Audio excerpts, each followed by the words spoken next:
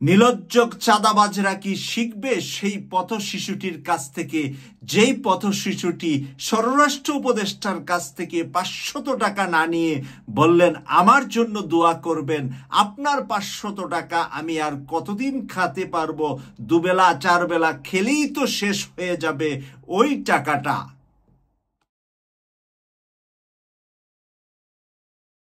আসসালামু আলাইকুম ওয়া রাহমাতুল্লাহি ওয়া বারাকাতুহু। প্রিয় দর্শক, পিসিলা নিউ ইয়র্ক থেকে আবারও একটি যৌক্তিক লেখা লিখেছেন তার ভেরিফাইড আইডিতে, এবং এই লেখাটি আপনাদের সামনে আমি তুলে ধরছি। যেই লেখাটির ভিতরে শিক্ষণীয় রয়েছে অনেক কিছু। যদি আমরা একবার আমাদের বিবেক দিয়ে লেখাগুলা শুনতে পাই আর এই লেখাগুলোর উপরে যদি আমরা বাস্তব আজকের মাঠের রাজনীতি দেখতে চাই, তাহলে আমরা হুবহু পিসিলা যেন তুলে ধরেছে আমাদের ওই অসভ্য রাজনীতিবিদদের চেহারা, ওই অসভ্য ব্যক্তিদের ফেসটা, যারা নাকি রাজনীতিটা করে শুধুমাত্র ধান্দাবাজির জন্য, শুধুমাত্র টাকার উপার্জনটাই যাদের রাজনীতির পেশা আর নেশা, তাদেরকে উদ্দেশ্য করে পিসিলা নিউ ইয়র্ক থেকে কি লিখেছে আমি তুলে ধরছি।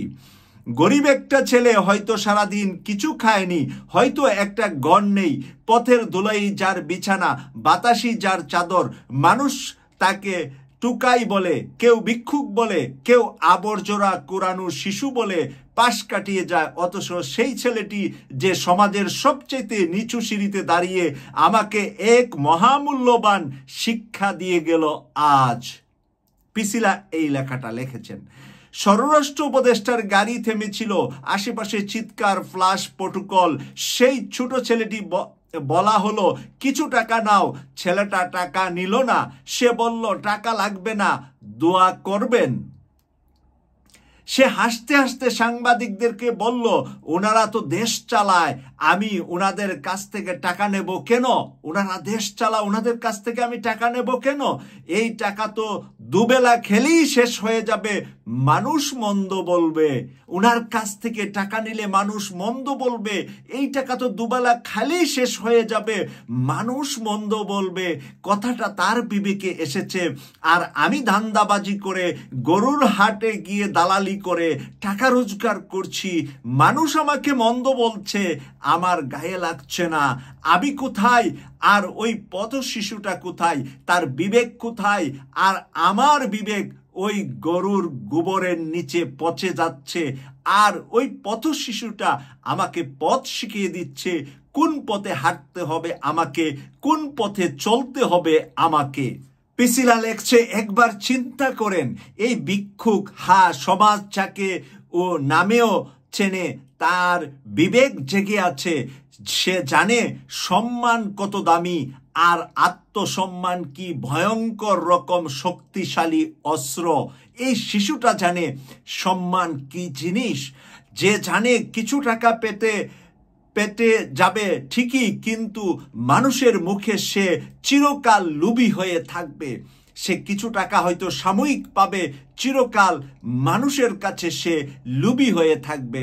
সে চায় না কেউ বলুক এই ছেলে তো স্বরাষ্ট্র উপদেষ্টার কাছ থেকে টাকা নিয়েছে।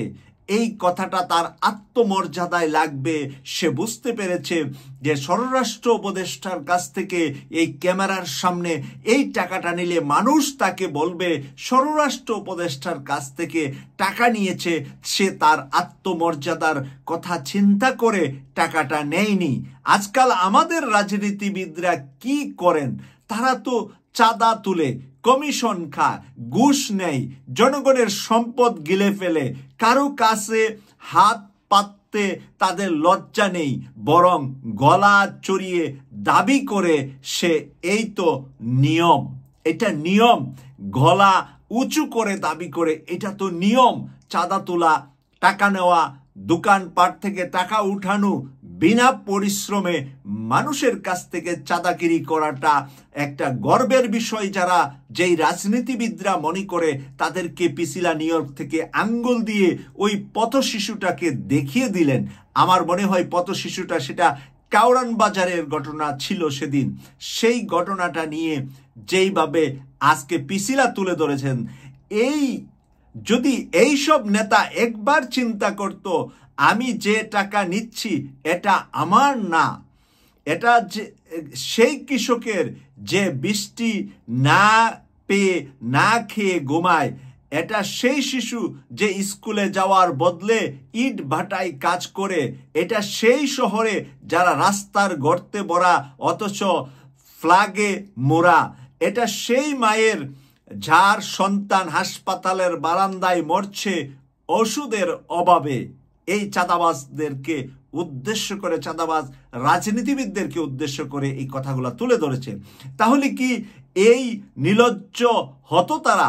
এত নির্লজ্জ, তাহলে কি এত নির্লজ্জ হতো তারা যদি তাদের বিবেক সেখানে কাজ করত? আমরা যখন শুনি কোটি কোটি টাকা পাচার হয়েছে, তখন কোনো নেতার মুখে দেখি না সেই টুকাই ছেলেটার মতো লজ্জা তাদের মুখে চেহারার ভিতরে আছে।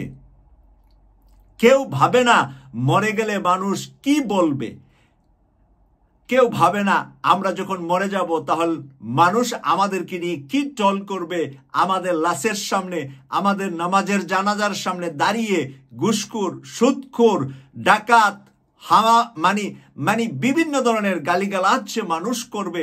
এটা মরে গিয়েছে, বেঁচে গিয়েছি আমরা, সমাজ এখন শান্তিতে থাকবে, সমাজের মানুষ আমরা এখন ভালো থাকব, ওই চাঁদাবাজ মরে গিয়েছে, আমাদের আর চাঁদা দিতে হবে না। মানুষের ভিতরে যে আনন্দের কাজ করে সেটা পিছিলা ওই পথ শিশুর সাথে তুলনা করে দেখিয়ে দিলেন আমাদেরকে। পিছিলা এখানে লিখেছে কেউ কি ভাবে তাদের সন্তানদের ইতিহাস কি লেখা হবে? চোরের বংশধর লেখা হবে। চোরের বংশধর হিসাবে মানুষ তাদের সন্তানদেরকে ডাকবে। তারা ভাবে ক্ষমতা থাকলেই পার পাওয়া যাবে। কিন্তু আজ এক গরিব ছেলের মুখে আমরা শুনলাম রাজনীতি হওয়া কিরকম উচিত, কিরকম রাজনীতিবিদ হওয়া উচিত। সেই টুকাই আমাদেরকে শেখালো নৈতিকতা টাকায় কেনা যায় না, আমার চরিত্র টাকায় কেনা যাবে না। সেই রাস্তার ছেলেটি আমাদেরকে শিখিয়ে গেল। যার কিছুই নেই তার কাছে আছে সবচেয়ে বড় সম্পদ, আত্মসম্মান, আত্মমর্যাদা। আর আমাদের রাজনৈতিক নেতাদের, তাদের অনেক কিছু আছে, শুধু নেই একটুখানি লজ্জা। আমাদের রাজনীতিবিদদের অনেক কিছু আছে, কিন্তু একটা জিনিস নাই, সেটা হলো তাদের লজ্জা শরম নাই। এই ছোট ছেলেটি বড় হবে, শিক্ষা পাবে না, ভালো মন আছে কিন্তু নেতা হতে পারবে না। নেতা হতে শিক্ষা লাগবে, টাকা লাগবে, ক্যাডার বাহিনী লাগবে। এই ছেলেটা সেগুলো হতে পারবে না, কারণ শিক্ষা নেই, তার টাকা নেই, তার ক্যাডার বাহিনী থাকবে না। তাই সে বাংলাদেশের নেতা হবে না। নেতা হবে ওরা যাদের ক্যাডার বাহিনী আছে, কিন্তু তারা দান্দাবাজ এবং চাঁদাবাজি করবে, তারাই নেতা হবে। এরকম শিশু নেতা হবে না। দেশ বদলাবে সেদিন যেদিন একজন নেতা টুকাইয়ের মতো বলতে পারবে, মানুষ মন্দ বলবে, আমি এমন সম্পদ চাই না। পিছিলা সর্বশেষ এই কথা বলছে যে মানুষ মন্দ বলবে, আমি এই খারাপ কাজটা করতে পারবো না, আমি যদি করি তাহলে আমার দল, আমার রাজনৈতিক দলের অসম্মান হবে এবং আমি নিজে অসম্মানিত হব। আমার সন্তানরা, আমার পরবর্তী জেনারেশনরা চোরের গড়ের চোর হিসাবে পরিচিতি পাবে। সেই কথা যখন ভাবতে পারবে, যখন ভাববে মানুষ, এরকম নেতা যখন আসবে দেশে, তখনই দেশ উন্নয়ন হবে, তখনই দেশের কিন্তু মঙ্গল হবে, তখনই দেশ এগিয়ে যাবে। আত্মমর্যাদাশীল যখন রাজনীতিবিদরা হবে, তখন তারা সম্মানিত হবে। এখন রাজনীতিবিদরা মানুষের চোখের সামনে সম্মানিত, চোখের আড়াল হলেই মানুষ গালমন্দ করে থাকে, মানুষ মন্দ কথা বলে থাকে, মানুষ হেয় করে, ছোট করে কথা বলে থাকে। তার কারণটা হলো তারা চাঁদাবাজি করেন, তারা মানুষকে চুষে খান। নির্বাচন আসলে ভাই ভাই, নির্বাচনের পরের দিন তাকে চিনতে পারে না, তার সাথে হাত মিলাতে পারে না, তার অহমিকা গর্ব অহংকার নিয়ে এয়ার কন্ডিশন গাড়িতে এয়ার কন্ডিশন বাড়িতে আর সাধারণ ভোটাররা যেতে পারে না। এত কিছু জানার পরেও বারবার বাংলাদেশের মানুষ যে ধোঁকা খা আমাদের এই 25-এর শেষে এসে 26-এর শুরুতে যে নির্বাচন বাংলাদেশে হবে সেই নির্বাচনে আমি বিশ্বাস করি বাংলাদেশের মানুষের বিবেক খুলেছে।